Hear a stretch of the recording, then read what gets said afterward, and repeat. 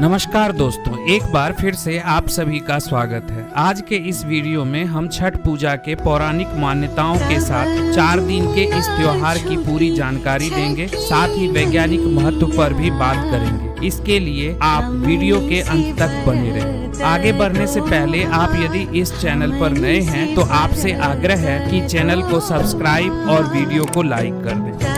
दोस्तों, छठ पूजा हमारे देश के मुख्य पर्वों में से एक है। इस त्योहार पर छठी माता और सूर्य देव उपवास रखा जाता है। कार्तिक माह के चतुर्थी तिथि को पहले दिन नहाय खाए और दूसरे दिन खरना और तीसरे दिन डूबते सूर्य और चौथे दिन उगते सूर्य को अर्घ दिया जाता है। छठ पूजा साल में 2 बार मनाया जाता है। ये चैत्र और कार्तिक महीने में भी मनाया जाता है। मुख्य रूप से कार्तिक महीने का छठ बहुत प्रसिद्ध है। छठ यानी षष्ठी का अपभ्रंश। कार्तिक मास की अमावस्या को दिवाली मनाने के बाद मनाए जाने वाले इस 4 दिवसीय व्रत की सबसे कठिन और महत्वपूर्ण रात्रि कार्तिक शुक्ल पक्ष षष्ठी की होती है। कार्तिक शुक्ल पक्ष के षष्ठी को यह व्रत मनाए जाने के कारण इसका नामांकन छठ व्रत पड़ा। छठ पर्व कार्तिक शुक्ल पक्ष के षष्ठी को मनाया जाने वाला एक हिंदू पर्व है। सूर्योपासना का यह अनुपम लोक पर्व मुख्य रूप से बिहार, झारखंड, पश्चिम बंगाल, पूर्वी उत्तर प्रदेश, नेपाल के तराई क्षेत्र में मनाया जाता है। कहा जाता है कि मिथिला, मगध, भोजपुरी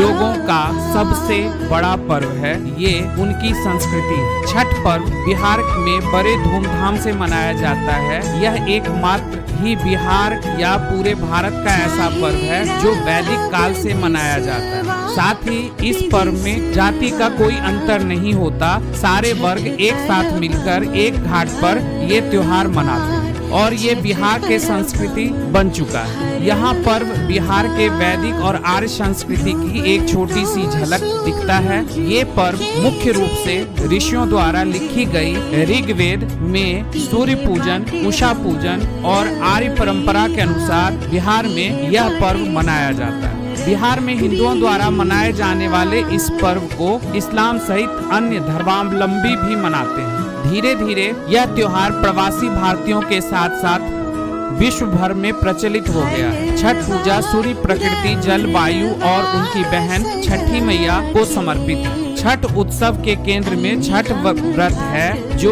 एक कठिन तपस्या की तरह है। यह छठ व्रत अधिकतर महिलाओं द्वारा किया जाता है। कुछ पुरुष भी इस व्रत को रखते हैं। वो 4 दिनों के इस व्रत में व्रती को लगातार उपवास करना होता है। भोजन के साथ ही सुखद बिस्तर का भी त्याग करना होता है।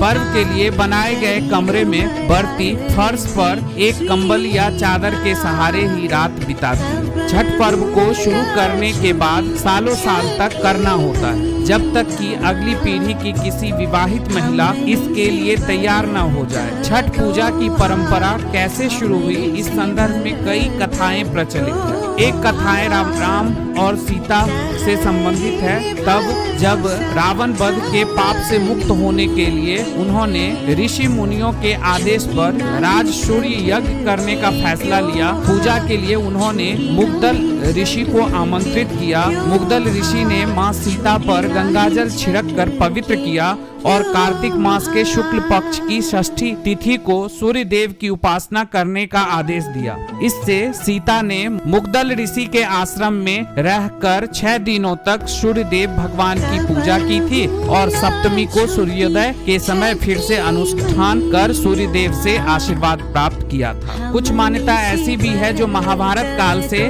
जुड़ी हुई है। कहा जाता है कि कर्ण भगवान सूर्य के परम भक्त थे और वो रोज घंटों तक पानी में खड़े होकर उन्हें अर्घ देते रहते थे। सूर्य की कृपा से ही वे महान योद्धा बने। साथ ही कहा जाता है कि द्रौपदी भी छठ व्रत की थी। अब जानते हैं इन 4 दिनों का व्रत का नियम और 4 दिन ये त्योहार कैसे मनाया जाता है। छठ पूजा का पहला दिन जो होता है उसको कहते हैं नहाय खाए। छठ पर्व का पहला दिन जिसे नहाय खाए के नाम से जाना जाता है, इसकी शुरुआत कार्तिक महीने के चतुर्थी से होता है। सबसे पहले घर की सफाई कर उसे पवित्र किया जाता है। उसके बाद व्रती अपने नजदीक में स्थित गंगा नदी, गंगा के सहायक नदी या तालाब में जाकर स्नान करते हैं। व्रती इस दिन नाखून वगैरह को अच्छी तरह काटकर स्वच्छ जल से अच्छी तरह बालों को धोते हुए स्नान करते हैं। लौटते समय वो अपने साथ गंगा जल लेकर आते हैं, जिसका उपयोग अपना भोजन और प्रसाद बनाने में करते हैं। दूसरा दिन खरना। छठ पर्व का दूसरा दिन, जिसे खरना के नाम से जाना जाता है, कार्तिक महीने के पंचमी को मनाया जाता है। इस दिन व्रती पूरे दिन उपवास रखते हैं। इस दिन व्रती अन्न तो दूर की बात है, सूर्यास्त से पहले पानी का एक बूंद तक ग्रहण नहीं करते। शाम को चावल, गुड़ और गन्ने के रस का प्रयोग कर खीर बनाया जाता है। भोजन बनाने में नमक और चीनी का प्रयोग वर्जित है। इन्हीं चीजों को पुनः सूर्यदेव को नैवेद्य देकर उसी घर में पुनः व्रती प्रसाद ग्रहण करने के बाद अपने सभी परिवारजनों एवं मित्रों, रिश्तेदारों को वही खीर रोटी का प्रसाद खिलाते हैं। तीसरा दिन संध्या अर्घ। छठ पर्व का तीसरा दिन, जिसे संध्या अर्घ के नाम से जाना जाता है, कार्तिक शुक्ल षष्ठी को मनाया जाता है। पूरे दिन सभी लोग मिलकर पूजा की तैयारी करते हैं। सूर्यास्त से कुछ समय पहले सूर्य देव की पूजा का सारा सामान लेकर घुटने भर पानी में जाकर खड़े हो जाते हैं और डूबते हुए सूर्य को अर्घ देकर 5 बार परिक्रमा करते हैं। सामग्रियों में व्रतियों द्वारा स्वनिर्मित गेहूं के आटे से निर्मित ठेकुआ सम्मिलित होता है।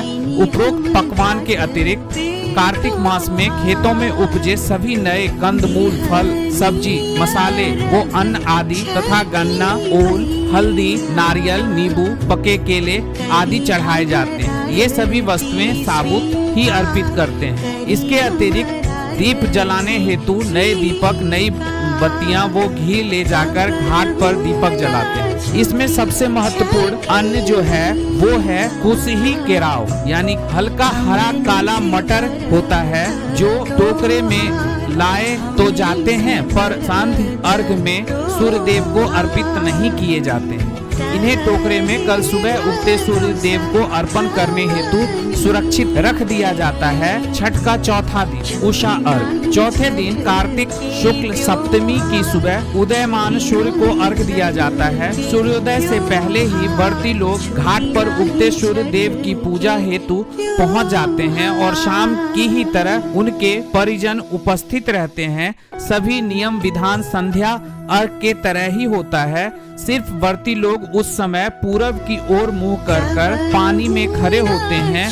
वो सूर्योपासना करते हैं। पूजा अर्चना समाप्त होने के बाद घाट का पूजन होता है। वहाँ उपस्थित लोगों में प्रसाद वितरण करके व्रती घर जाती हैं और घर पर भी अपने परिवार आदि को प्रसाद वितरण करते हैं। वापिस आने के बाद थोड़ा प्रसाद खाकर व्रत पूर्ण करते हैं, जिसे पारण या परना कहते हैं। व्रती लोग खरना दिन से आज तक निर्जला उपास के बाद आज सुबह ही नमक युक्त भोजन करते हैं।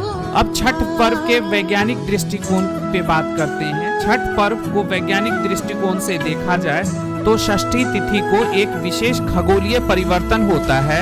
इस समय सूर्य की पराबैंगनी किरण पृथ्वी की सतह पर सामान्य से अधिक मात्रा में एकत्र हो जाती है।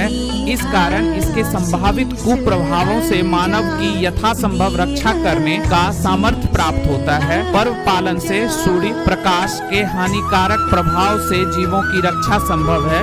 पृथ्वी के जीवों को इससे बहुत लाभ मिलता है। तो कैसी लगी ये जानकारी? यदि ये जानकारी आपको अच्छी लगी तो चैनल को सब्सक्राइब कर दें, वीडियो को लाइक कर दें, साथ ही वीडियो को शेयर करें। धन्यवाद।